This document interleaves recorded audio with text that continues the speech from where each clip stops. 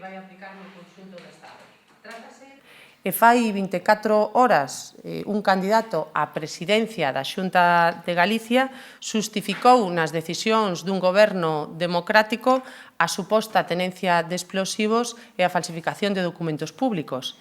Ese deputado candidato á presidencia da Xunta ve indignación donde a xustiza ve terrorismo.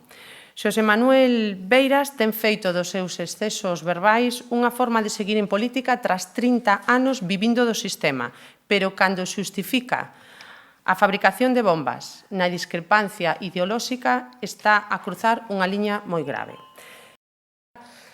O imos a demostrar porque imos presentar mocións nos 315 concellos de Galicia para que os galegos sepan cales deses municipios condenan o terrorismo e aqueles que o xustifican.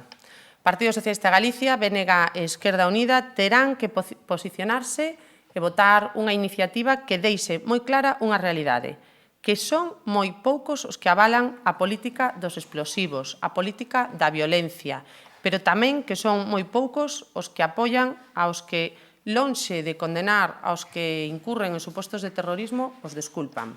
Pero a nosa satisfacción non ven só fundamentalmente de dous temas. En primeiro lugar, quería falar de un plan para adecuar as administracións públicas